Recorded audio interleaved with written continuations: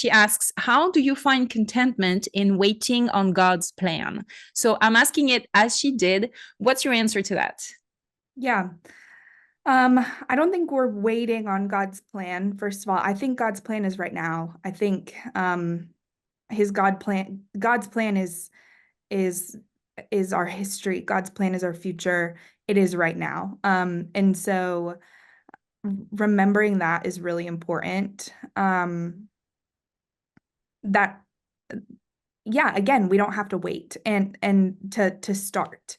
We can be in the right now. And so I think that remembering that is really important. And also yeah, it is a season of waiting. Maybe if it is a desire of yours to be married, and to have, have that, then I think focusing on this just isn't God's best for me right now, and that is okay. Just because it's God's best for somebody else right now doesn't mean that it's God's best for me. And I can be patient and I can trust that he is still El Roi. He is the God who sees me. He is still with me. And even though I feel this like earthly loneliness, I am not alone.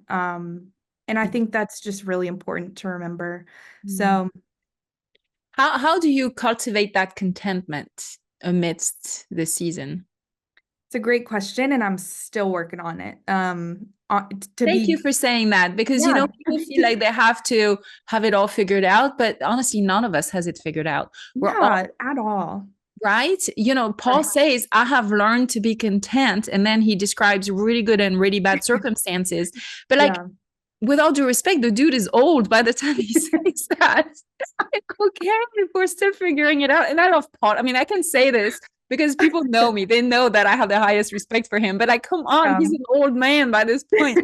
So, I mean, this is Philippians. It's one of his latest letters. Come on, right? So, and getting he up says, there. like, I finally figured it out. It's like, okay, that gives us permission. So, Yeah. what does it look like for you, contentment right now? Right now, if you want the honest truth, I am in a season of not being content with it. It Mm, is hard. And I think, with Valentine's coming up, it's just a time of year that it's so in your face.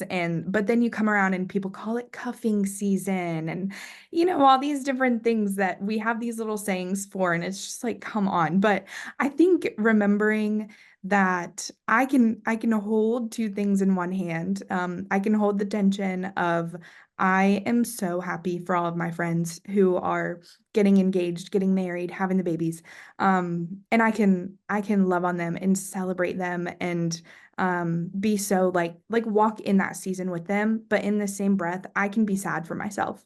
I can feel the grief of the disappointment of it not being right now for me. And um I think that's true for most areas of life, when we feel let down or hurt by our current circumstance. Like we can be happy for other people who are experiencing what we want, and we can still be hurting ourselves, and that is okay. yeah. Um, Yeah. Someone gave me recently a very kind compliment, and she said that what she appreciated in me is that I was cultivating the private sphere.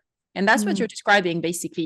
It's about cultivating your private relationship with God, cultivating your inner heart, even if outwardly it doesn't look like you wish it did.